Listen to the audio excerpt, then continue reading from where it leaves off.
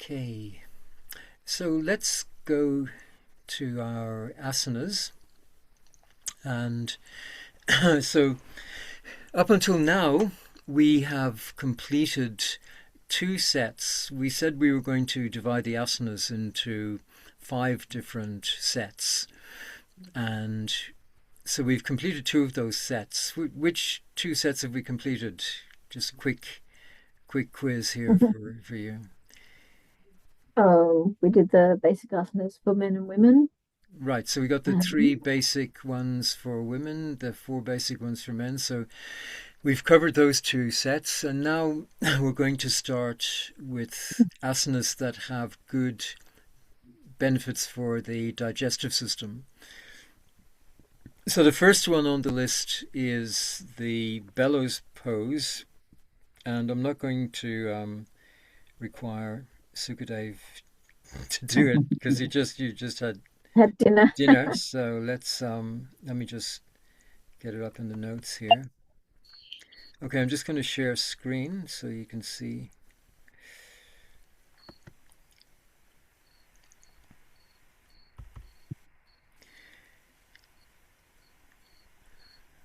Okay, so would anybody like to give the instructions for doing this asana?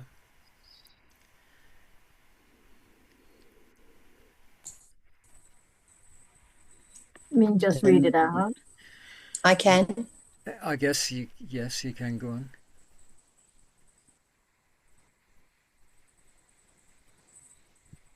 Go, Mahima. Hmm? Would you like to read it out? So um, I was just going to describe it, but if you want to read it, you can read it.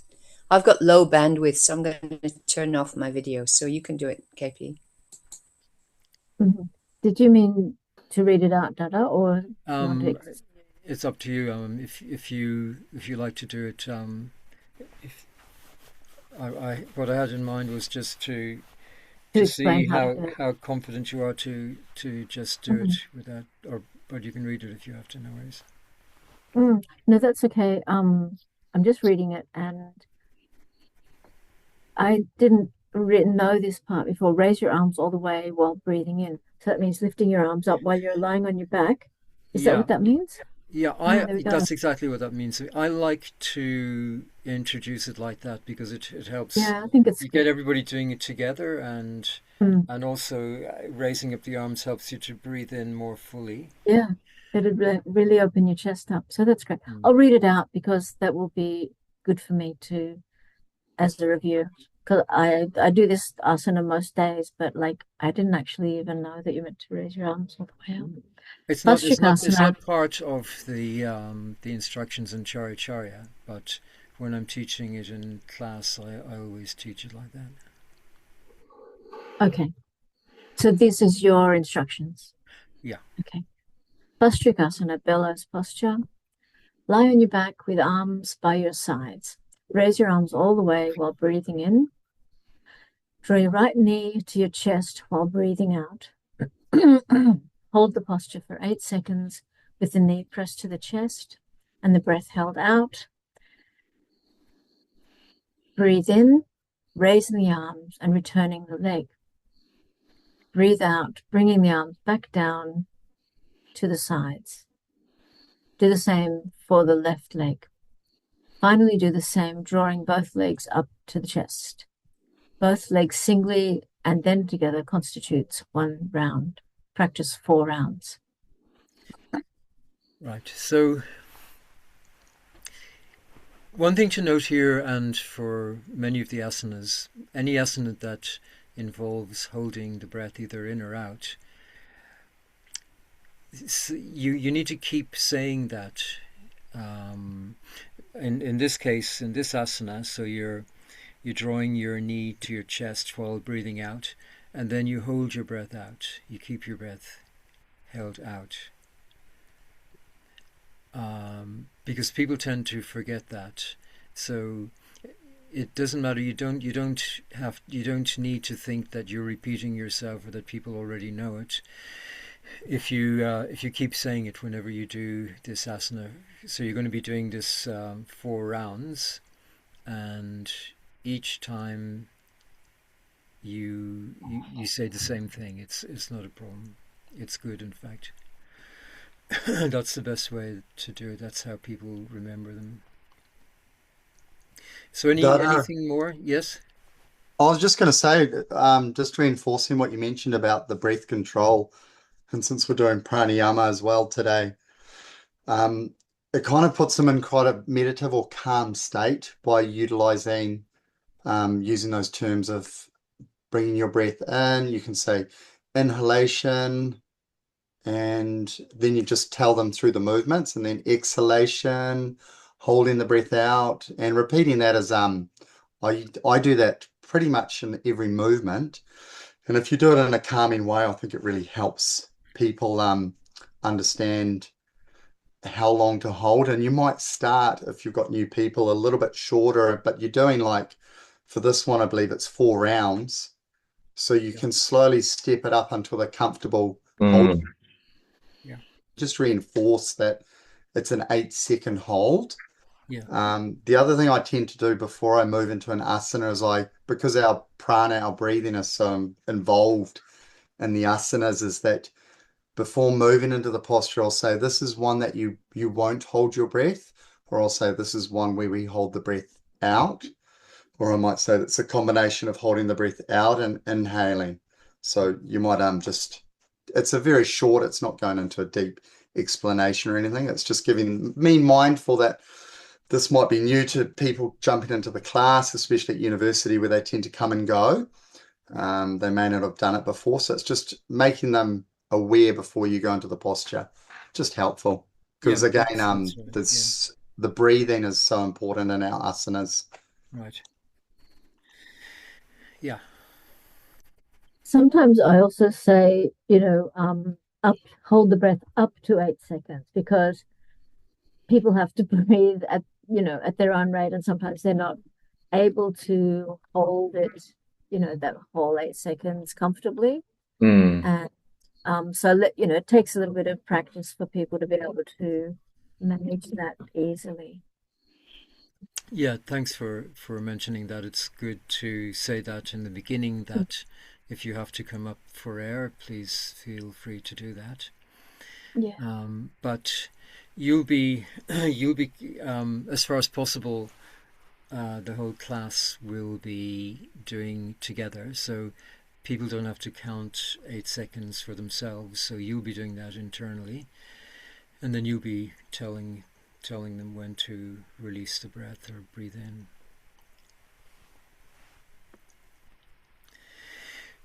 Okay, so the peacock asana, this is a really good one for you to know because as a yoga teacher, it's good to be able to do some asanas that are a little bit difficult. And this one is difficult in the beginning.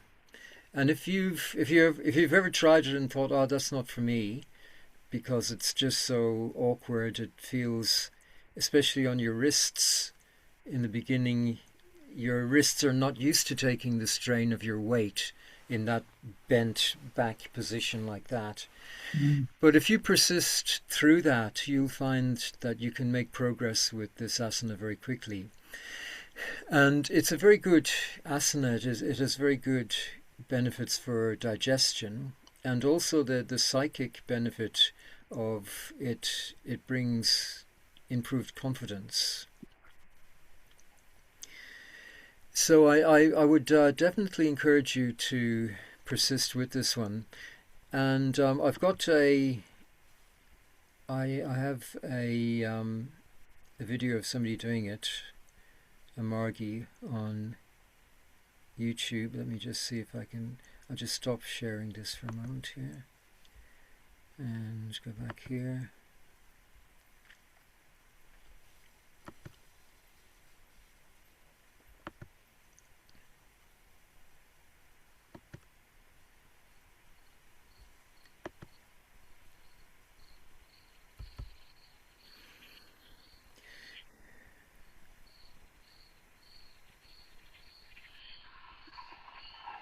Okay.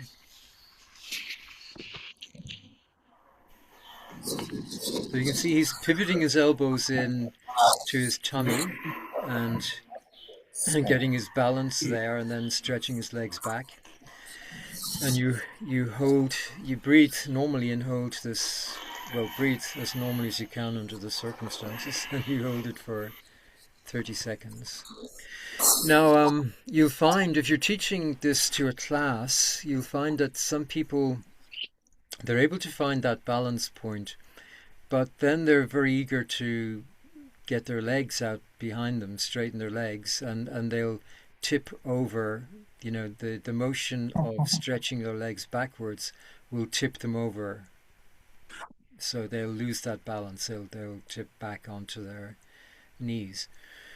So there's a couple of reasons for that. One is because people have different physiology. Some people have longer legs, and so the counterweight of the legs, then it's too much counterweight for the front part of the body, the upper body, and so the legs drag the body down. So what you need to show people is, first of all, you find your balance, balancing all of your weight on your hands with your elbows tucked into your tummy. And just balance with your knees forward. You haven't started to stretch your legs back. And then you tell them, just slowly now start stretching your legs back. And as you're stretching your legs back, in order to maintain your balance, you may have to lean a bit forward. So keep in mind your balance. So if they do it slowly and they compensate for the legs, if they compensate by leaning forward a bit more, then you'll find they'll get it. And once they've got it just for a second, then it's just a matter after that of building up a little bit more strength and flexibility in the wrists, and you can do it.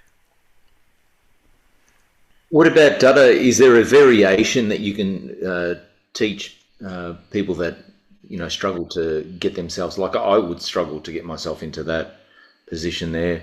That you can still get some benefits from this asana.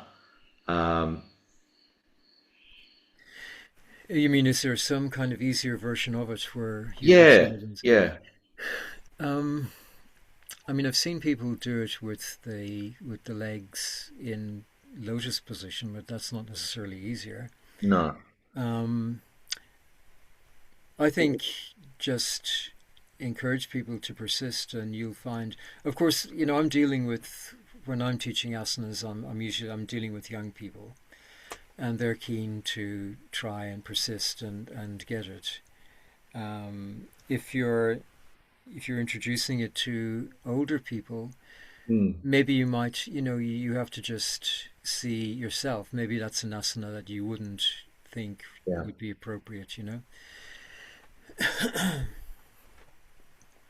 Sukadev, sometimes you see how he's positioned at the moment on the video. yeah, Sometimes I just get them to sit there like that on their knees with their legs apart a little, and I just get them to put their hands and get the wrist movement first yeah, so that they can know that their wrist is enough to support them. Because like Dada said, you have a little bit of persisting with the wrist movement, and then you get that, and then they can hold the weight, and then the balance comes after that. But first, I want to know that their wrists are strong enough and flexible enough just to support them. So they might just slowly bring that weight on and then come off for a little bit. And again, it's depending on who you're offering the asana to yeah. do. So And I'm gathering too that if you're 100 kilos, this sort of asana is going to be very difficult. Like this guy looks very light. Yeah. Well, the good news is there are plenty of asanas that have benefits for digestive health. So, we have selected a few, like there's 3 or 4 more that we've got coming up. So, shall we move on from the peacock? Yep.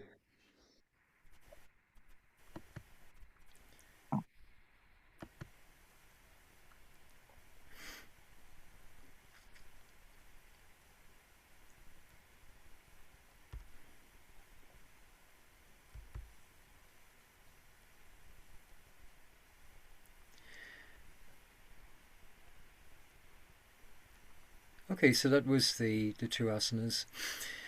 So then the topic today was pranayama, control of vital energy. So what does yama mean? What does the word pranayama mean? Control of vital energy. Right. So can you tell me, anybody, like, what do you mean by vital energy, and where might you have come across it before in different cultures, this concept of vital energy? Chi. Qi, right. Yeah. Qi in China, they call it qi. Ki in Japan, ki. I think it That's sits right. around the navel a little bit in Qi. Japan. Yeah. Yeah. And in English, there was more of an accommodation to this concept like hundreds of years ago.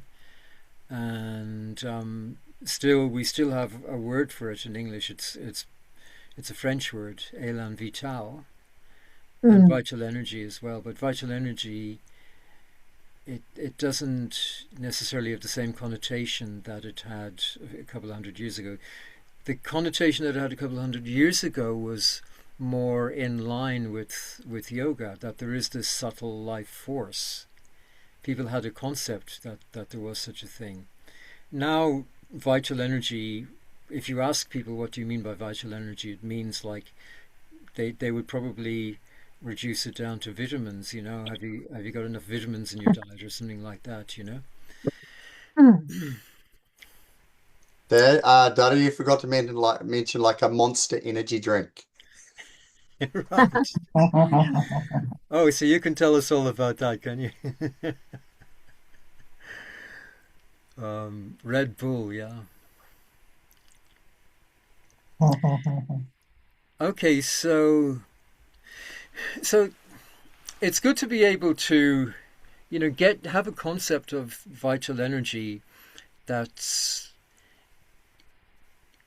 draws on yoga. So we know that the most subtle element of this body-mind system is consciousness. That's the most subtle. And then the most crude is the physical body. And if going further into the physical body, it would be the bones. They're the solid factor. So if we want to really unravel it right back to try and get an idea of what it is, what vital energy is, remember back to your LFT training days, or whenever you went into this stuff in depth. So there was this explanation about the creation of the universe, the Brahmachakra cycle. So you reach the point where the action of the cosmic cheetah, and I'm using all of this jargon now because I can see that everybody here is has a long background in Ananda Marga. I'm assuming that's the case. Let me just scroll through here.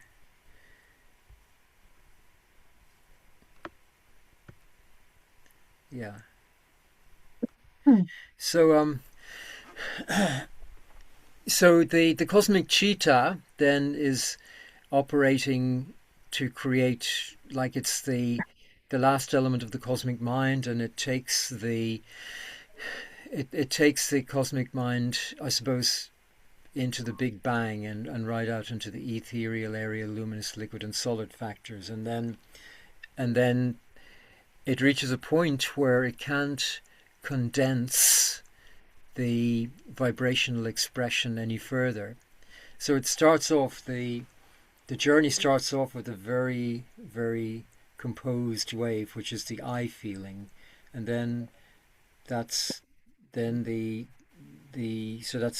sentient principle creates the I feeling, very, very composed wave, but it is a modulation in consciousness. but a very composed one.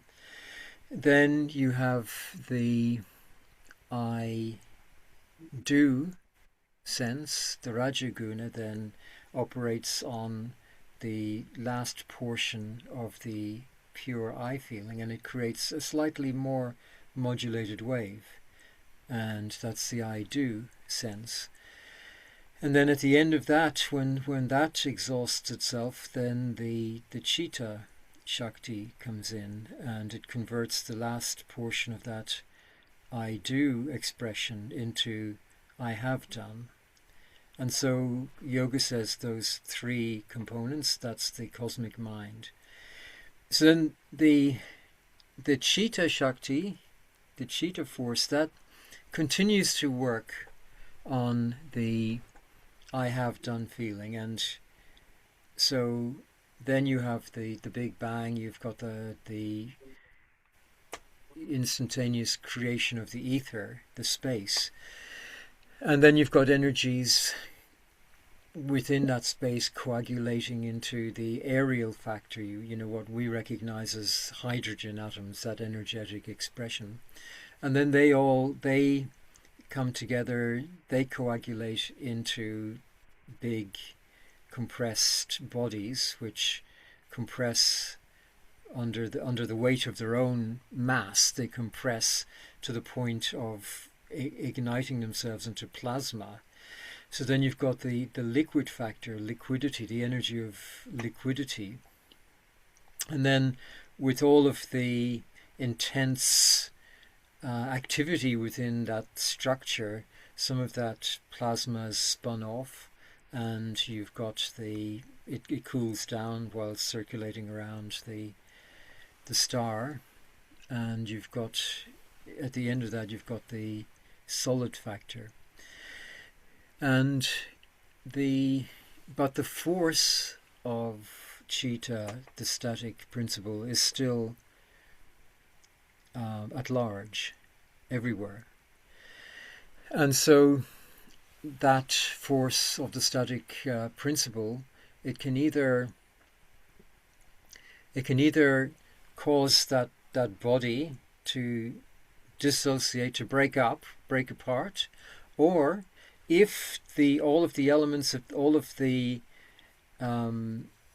different energetic expressions, the ethereal expression, the aerial expression, the luminous expression, the liquid expression, and the solid expression, if they can all coordinate their energies in such a way that they can maintain that structure like a planet that they have formed, and counteract the force of the static principle, then can you remember what the terminology is that we learned in LFT training or whatever? So that condition is known as prana. So prana, I think, is the individual elements, or the fundamental factors maintaining their own identity. That's prana. And prana is when they coordinate together to maintain the integrity of a structure in which they are all participating and contributing to its continued integrity. And integrity meaning that it's not breaking apart, it's holding itself together. So prana is very closely related to what we're talking about with prana, because it's a vital element in everything that holds together with integrity. It's a vital element in different energetic expressions being able to associate together and form a structure. So we talked before about synergy. Synergy is different elements coming together and creating something new. So prana is the factor that enables them to do that. So you can see prana in operation right from that moment when a body like a planet manages to maintain its integrity and provide a base for the further expression of prana. In other words, the sorting and resorting of energies into an evolutionary track. So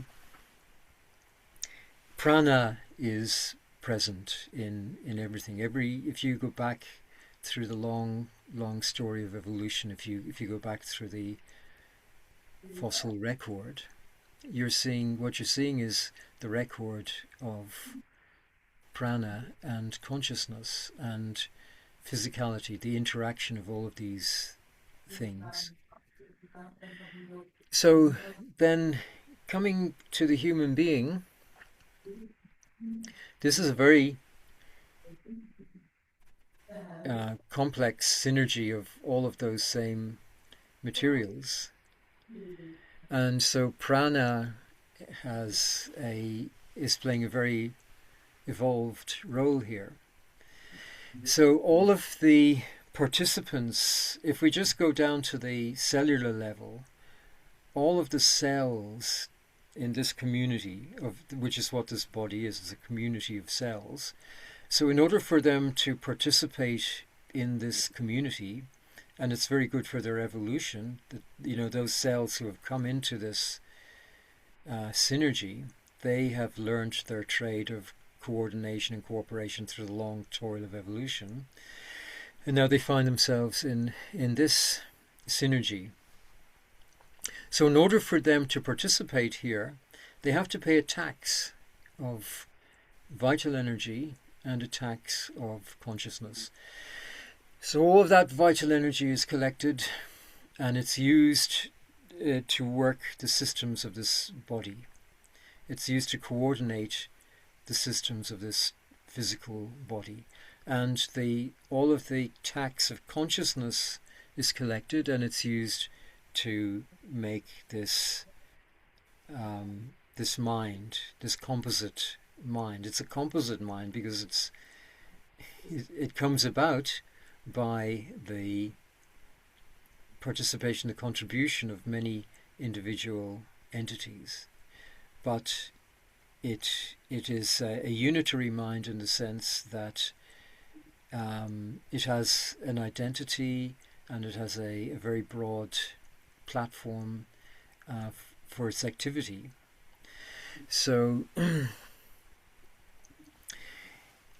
pranayama then is a way of tuning this whole body-mind system to make it to make of it a better platform for consciousness. And by a better platform for consciousness, I mean that consciousness can go into a much more composed state. And that's an evolutionary need of consciousness to go into more composed states, because consciousness is on a journey to discover its ultimate nature, which is pure limitless consciousness. So it's an evolutionary need, and that evolutionary need has developed. It has been the organizing principle behind all of evolution.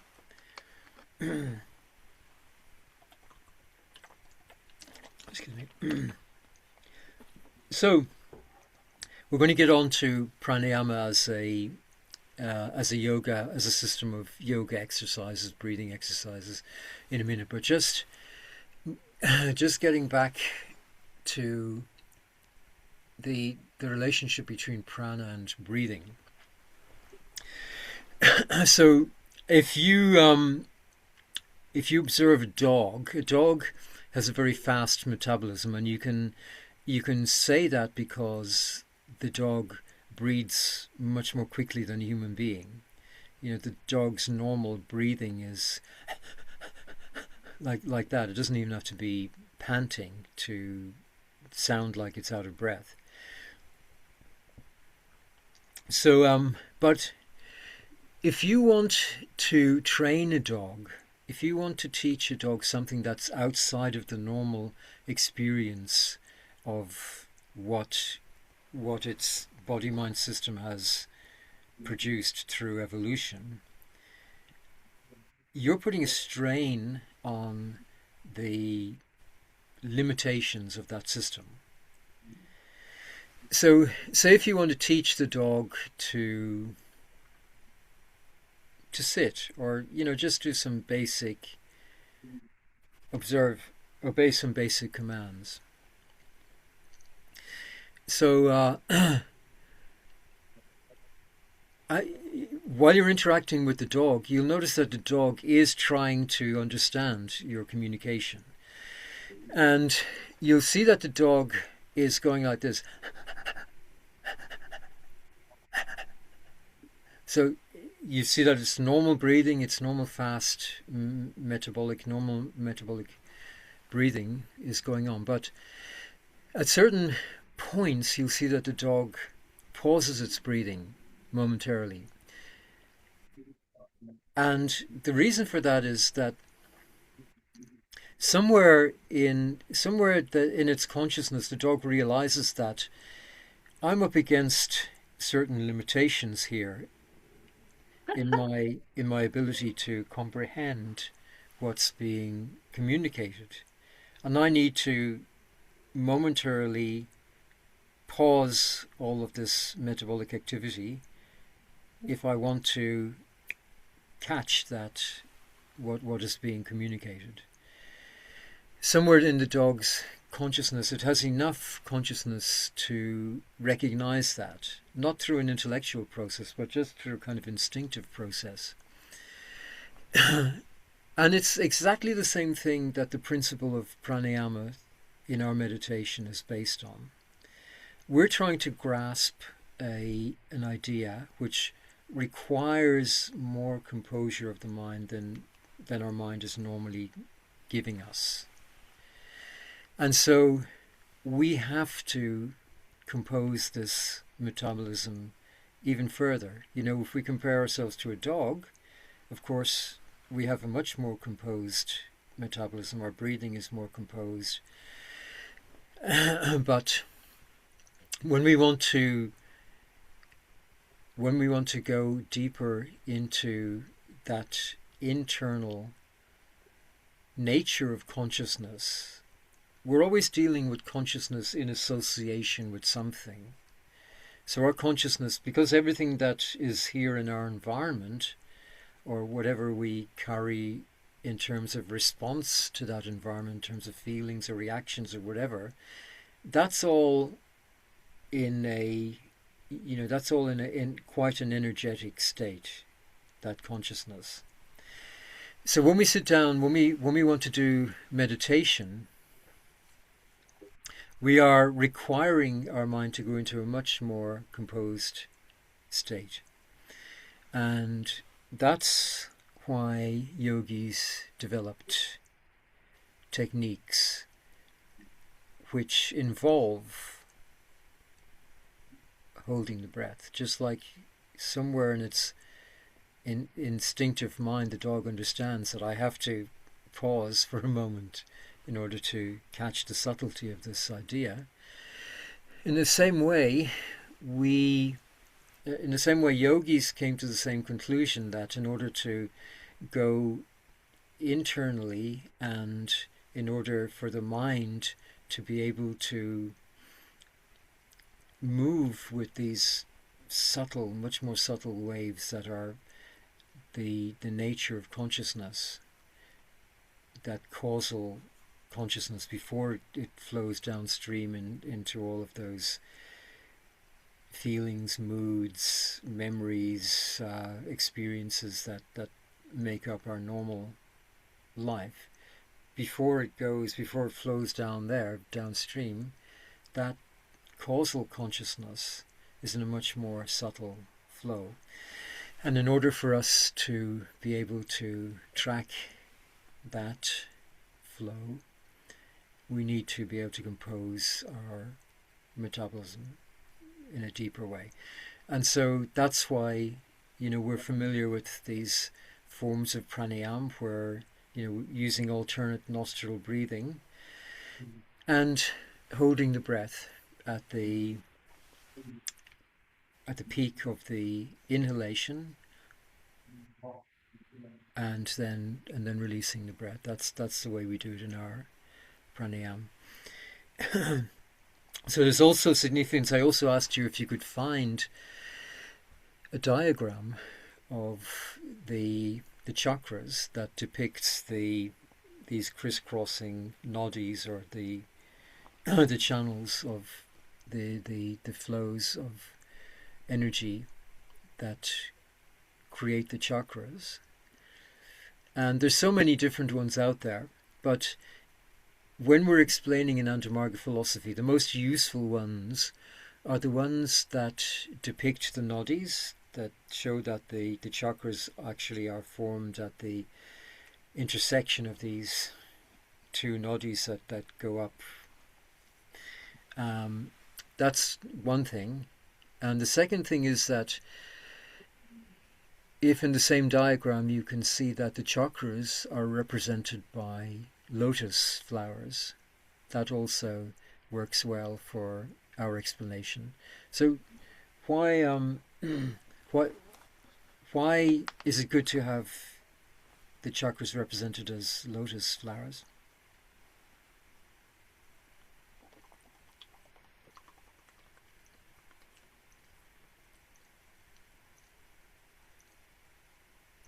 Because it depends. The chakras have different propensities associated with them, and you can have the number of petals on the flowers in relation to the number of propensities that are associated with that chakra. Exactly. That's right. So that explanation, it's not coming up in this particular course. We're not going to go through the propensities, but this what we're doing now is an introductory set of classes, and we would expect that following on from that some, if not most or not all, of the people will be interested in the intermediate level. And so in the intermediate level, then we would be introducing the vrittis, yeah.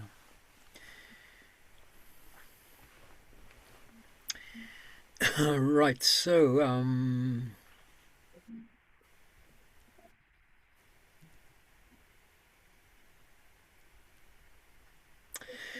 okay, so then why do we introduce pranayama as the fourth lesson in Antamarga meditation? This is it seems to me, in my experience of the specialty of Antamarga, that it's introduced only after some degree of competence has been achieved in doing in going in internally and focusing the mind internally. I don't know if any surprises me when sorry. It always surprises me when you hear other yoga classes, straight up they start doing pranayama.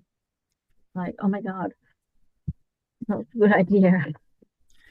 Not just yoga classes. I mean, there's a famous yoga movement in the States. It was started by Baba Ram Dass, and there's a few offshoots of it. One of them is the Hanuman Foundation, and one of their activities was teaching meditation and yoga in prisons. And there's one of the pioneers of that was a man called Bo Lozov, and he wrote a book about the experience of that.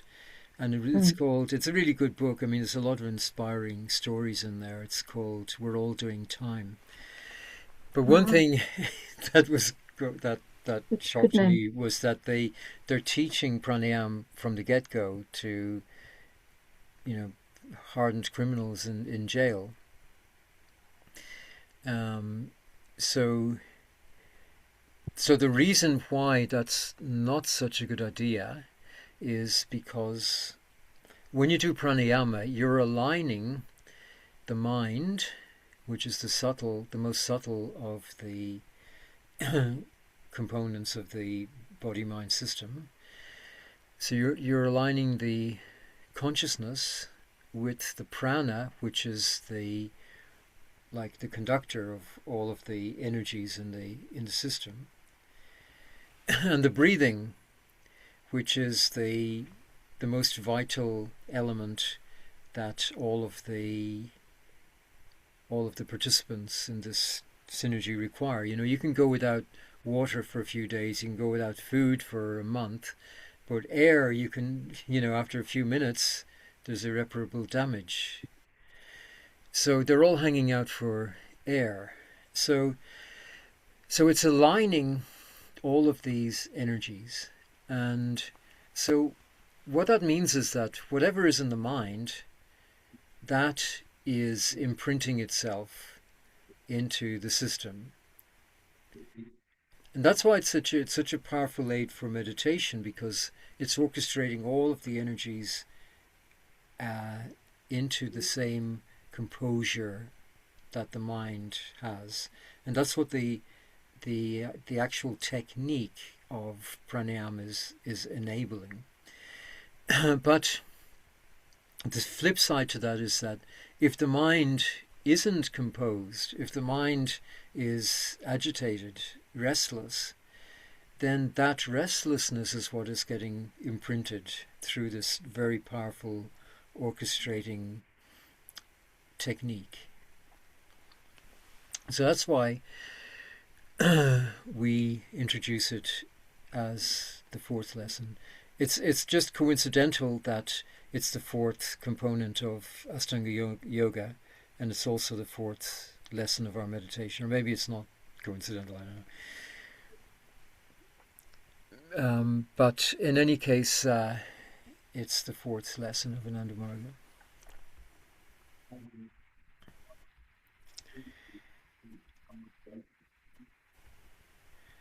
So Dada, that's being the number 4, you've got the morality as the foundation, the Jama and Yama, and then you've got the asanas, which help with the glandular secretions and help with, as Krishna Prema mentioned, around the vrittis.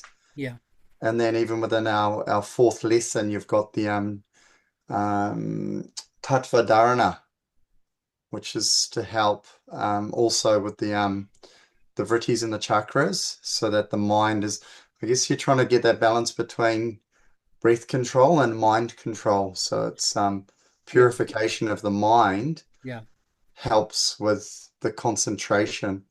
Yeah. So the concentration on cosmic consciousness rather than Yeah. mundane or things that could basically in time make somebody a little bit crazy. Yeah, we like pratyahara and dharana and dhyana are all elements of first lesson, and they come as the 5th, 6th, and 7th components of Ashtanga yoga. So they in our lesson system, they come before pranayama.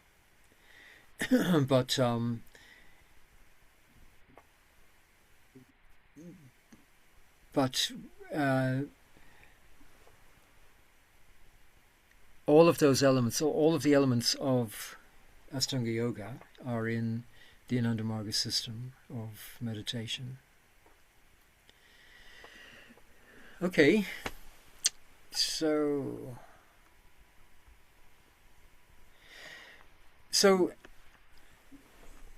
you've noticed, you mentioned this, Amalendu, when you do asanas with a class, even if they've never done meditation or anything before, they're just doing the yoga. If you go through the yoga with them in a very nice, composed way, and as a Margi, you're already, your mind, you carry composed energy, and that comes across in your teaching. If if you make sure that the way you teach enables that composure to be transmitted, and all of those suggestions that people made when we started this discussion, that they all go towards that.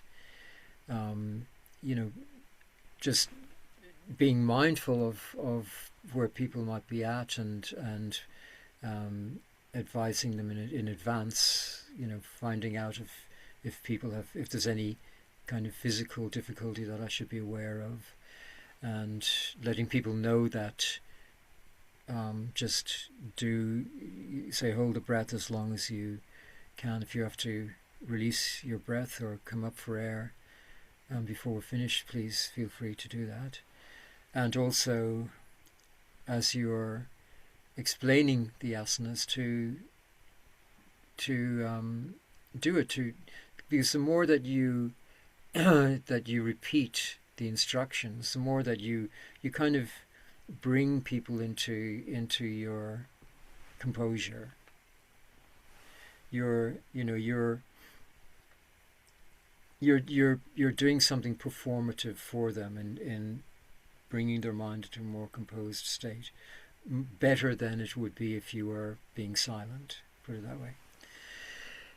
Okay, so something I like to do after, when people get up after Shavasana, they've done the asanas, they've done the massage, and there's just that couple of moments when they sit up from Shavasana. I sometimes ask, just look around and see look at all the mellow faces. See all you can see the deep composure reflected on everybody's face.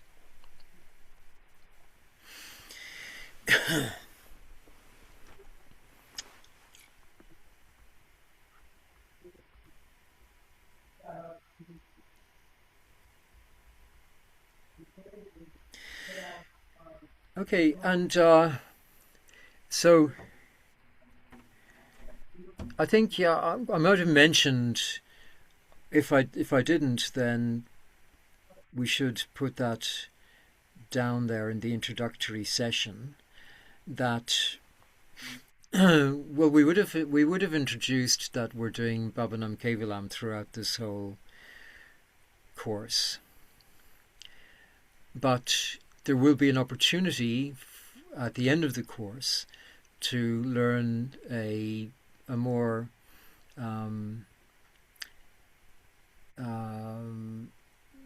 resourced lesson of meditation. So anybody who's interested in that, it's a one-on-one session. It doesn't cost anything. That's called the first lesson in Ananda Marga meditation. There are 6 lessons in all, and so you will have the opportunity, if you wish, to learn that first lesson. And then so when we come to pranayama, then you can say pranayama is actually the 4th lesson of Ananda Marga meditation. So people get a sense that our meditation progresses to, through lessons and different techniques. I don't say that each lesson.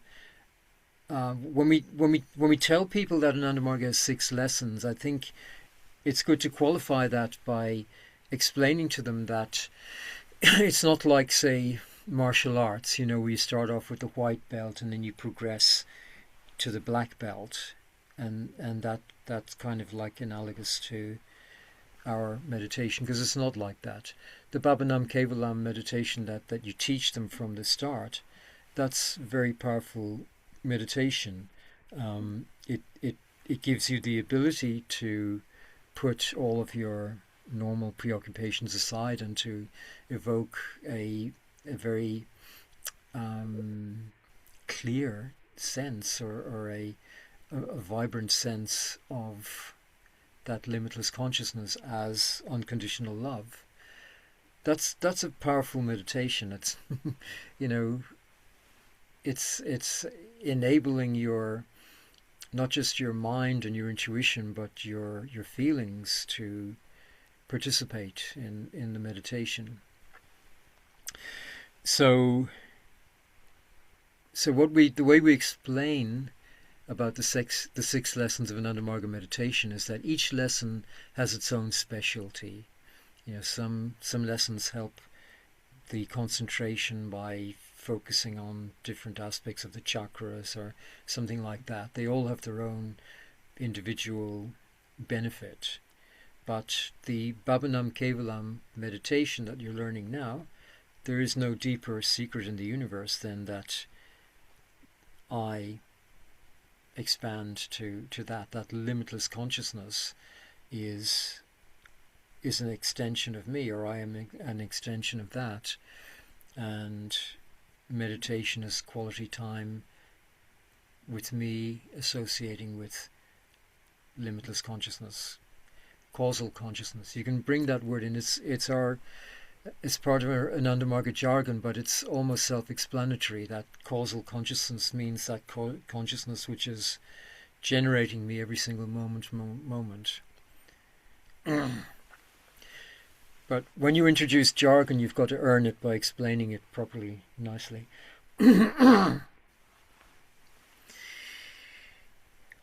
Okay, anything to add or?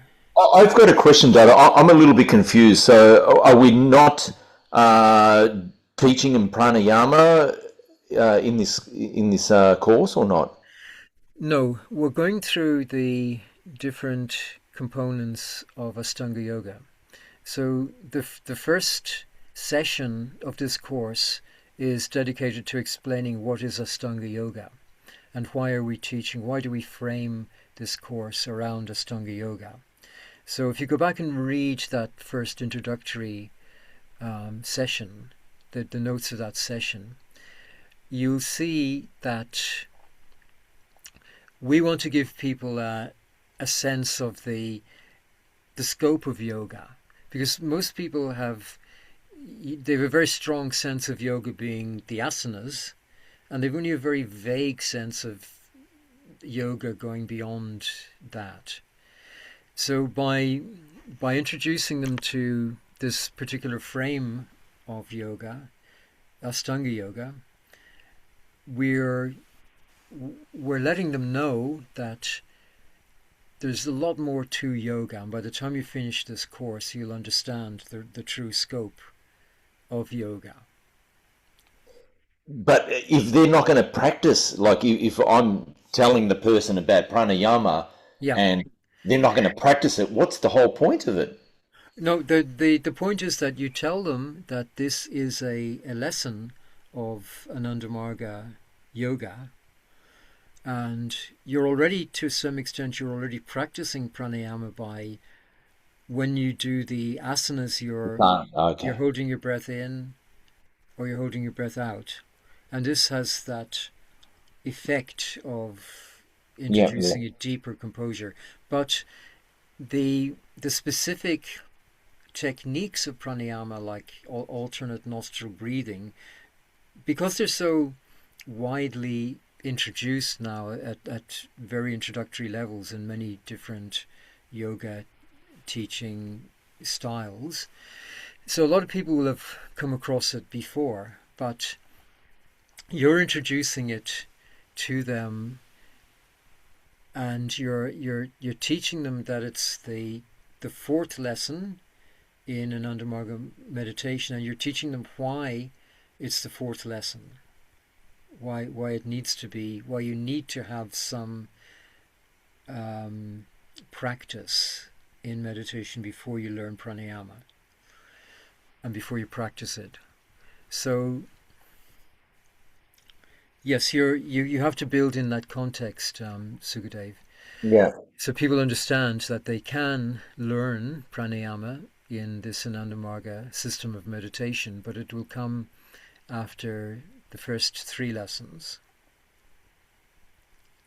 And I guess through the asanas, they're getting some not only benefit but some experience Oh, they're of definitely getting benefit. Like that's why I suggest that in that kind of special moment when people just sit up after shavasana, yeah. just in that few silent moments, you just say, say very quietly, take a look around, look at the composure, just look at the composure on everybody's face.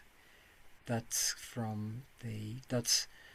reflecting. It's a direct reflection of the deeper composure that you've achieved from doing the asanas. And how do the asanas bring about that deeper composure? Well, one is the state of mind. The mind is in a it's not as agitated as it normally is. It's not as active as it normally is. And secondly, because of the way asanas work, you're holding a position, you're holding your breath in or out very often, or at the very least, if you're not holding your breath in or out, you're massaging your glands and your nerves, which are the main mechanism of mind-body association. So you're introducing composure into this system when you're doing asanas. And it's not just it's the whole system, the body mind system, and then that's directly reflected on people's faces when they finish that session of asanas. Thanks, Dada, for explaining that.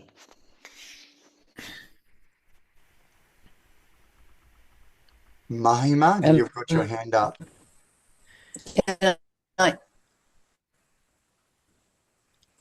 Okay. So, Dada, I appreciate why you're saying why we're actually calling this class Pranayama, to introduce people to the broader scope of yoga, from the 8 limbs of yoga, and the breathing and everything, and saying that they can in the future, if they want to, learn it as the 4th lesson of Ananda Marga. However, to me it would seem like there's a lot more useful things we could be teaching them than pranayama, when we're not. I mean, I can see your point that we want to discourage them from doing pranayama because it is so powerful, and that's a valid point. Well, we want to encourage them to. Sorry, we want to encourage them to go all the way with this yoga. To understand what is the scope of yoga, and those who have that deeper interest to go deeper with it, that they understand that they have a path here that will take them there. Sorry, go on.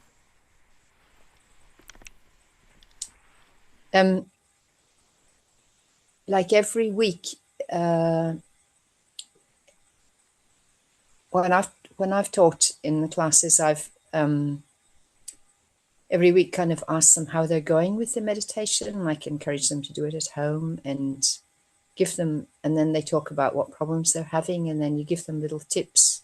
Okay, you can't sit still. Okay, then we'll do some stretching exercises for your legs, or sort of little tips to help them to do the meditation at home. Or teaching pranayama. Yeah, we do that here as well. Sorry? We do that here as well. I always ask. Do you? I always ask after the meditation, because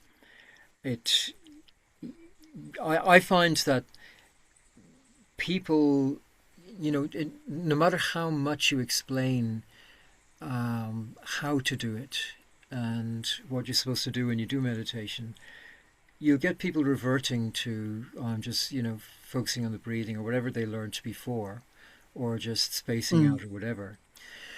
But when people have to, at the end of it, account for it, they feel a little bit more responsibility to try at least to go with the instructions, or they remember, because once they close their eyes, they're in their own world, and whatever is Mm. in the mind, on standby, that comes and animates their consciousness. So I found that yes, by asking people at the end, so how was that for you? You get the opportunity to, open up. You get a sense. You get a clear sense of how well they are understanding your instructions, or however good your instructions might be. If they're forgetting them the instant they close their eyes, then you need to know that, and so it's very good to do that check-in. Yeah. So we're not actually, so in this class. So when we introduced meditation a few weeks ago, I did introduce that as part of it. It should be there in the notes, that, and I think I mentioned it last week because there was a brother who's been attending like the last three classes. He has work now. He won't be able to attend for the rest of it, but he came through these classes that I do here, and so I was saying last week that he would remember that we do ask after the class everybody to say how they got on with it. And from me, I'm speaking for myself now, that I also have to account for how I got on with it too. And I find that knowing that I have to account for it makes me much more mindful of following the instructions, following the guidance. So good point to bring that up. Sorry, I must have missed that. I did. Yeah.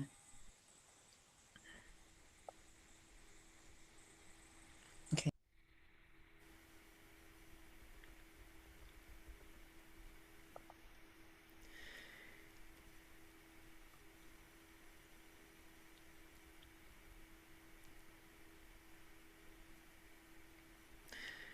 All right then. This is my diagram that I pulled down. It's hard to find an absolutely ideal diagram. Like you can see, this one does contain. It has the noddies, although they're not the right color. One of them, like the Ida, is described. Barbara describes it as a very light, dark, kind of light shade of grey or black. That's the Ida, and the Pingala is a very light shade of yellow. So, but anyway, these are fine details that we don't need to worry about at this point. But you've got the names of the chakras. Ooh, they got a couple of funky spellings here. Ajna, Agya, and Vishuddha's Vishuddha, Wish. But at least they have the noddies, and they have the petals for the chakras. But on the right there, I don't really, we don't go in for that. Like Hatha Yoga is the yoga for the Muladhara chakra, then Tantra Yoga is for the Svadhisthana chakra. It's kind of like these are kind of misconceptions about yoga. We don't need to, which we don't want to amplify. Dada, would you show them like this, like a diagram like this, when you're teaching the class on pranayama with the Ida and Pingala and Shushumna?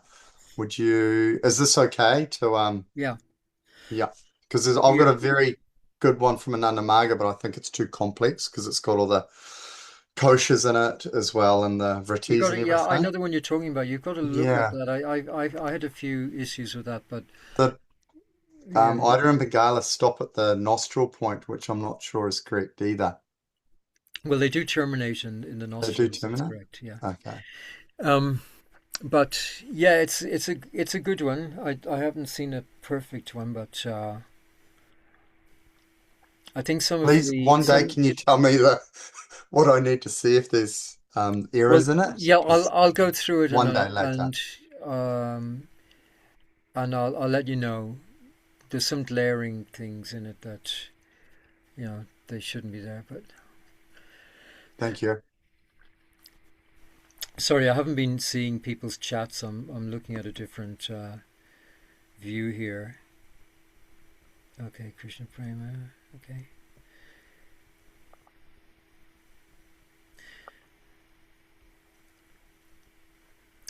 Okay, anything else arising?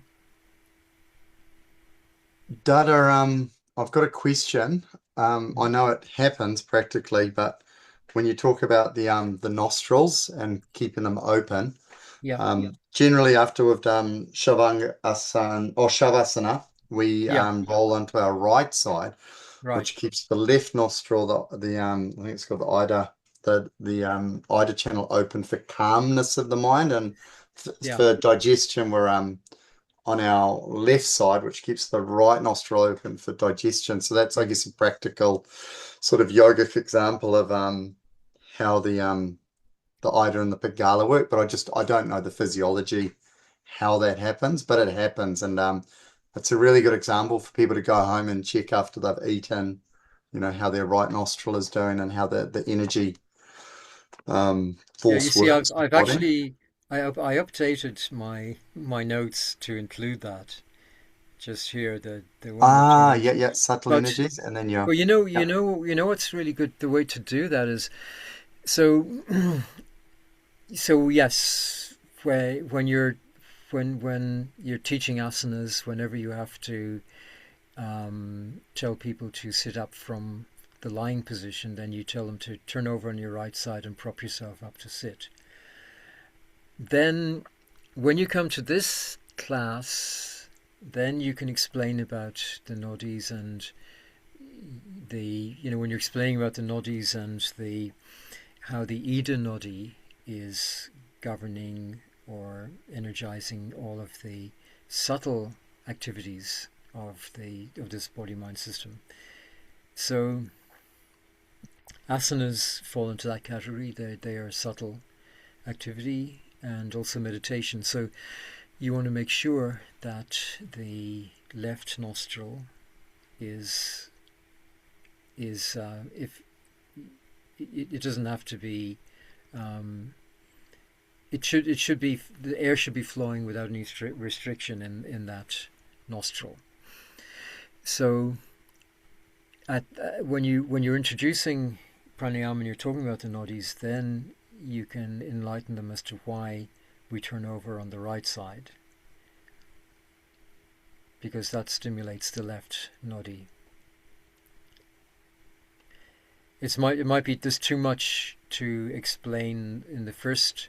You can't explain everything in the first go, but you can have them doing it from the start, and then you can color in the explanation of it when you're explaining about the nadis which come into pranayama.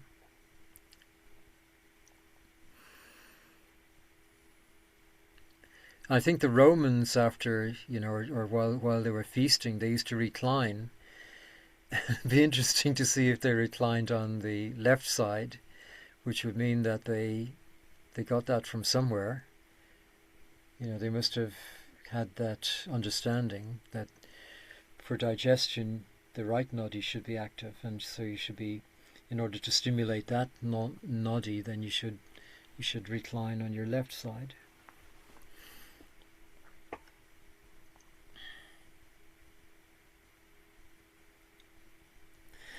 So, just before we finish, would anybody like to give an explanation of Bhavanam Kevalam, because we're going to do a couple of minutes of Bhavanam Kevalam. First of all, we'll do a couple of minutes of chanting, and then we'll finish off with just continuing that Bhavanam Kevalam for a couple of minutes. So would anybody like to give an explanation of what to do when we do Bhavanam Kevalam meditation?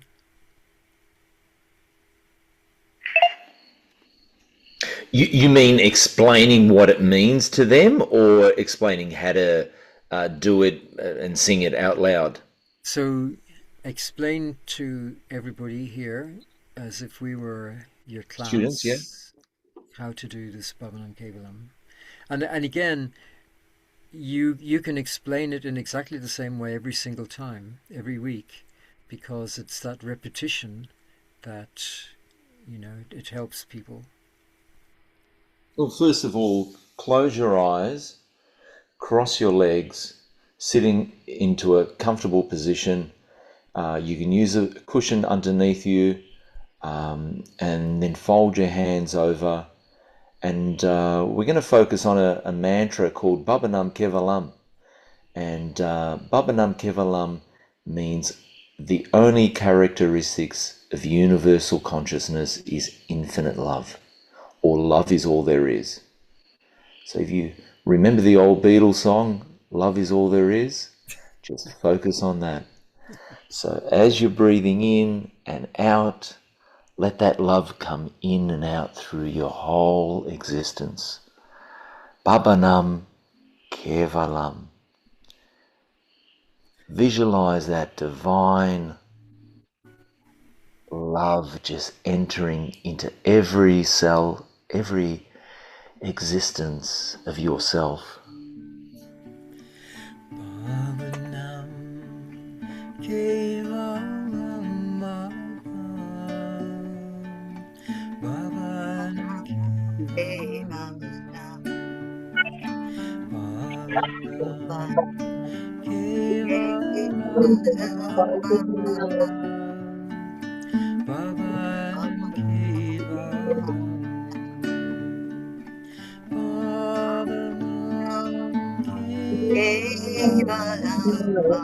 Bhavanam Kevalam,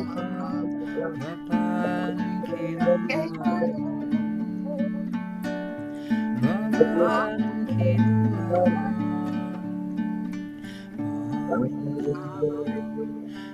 Kevalam, Bhavanam Kevalam, Bhavanam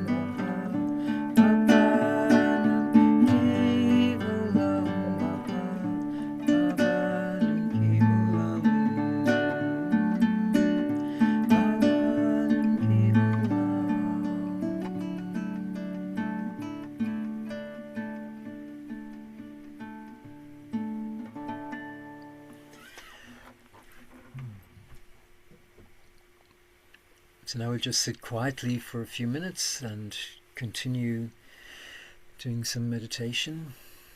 And you can imagine, if it helps, imagine that you're sitting on top of a high mountain and you can see all around you the vastness that is there, that's extending all around. And nothing exists in that vastness except this tireless, unconditional love that is creating everything. Every single moment is creating you.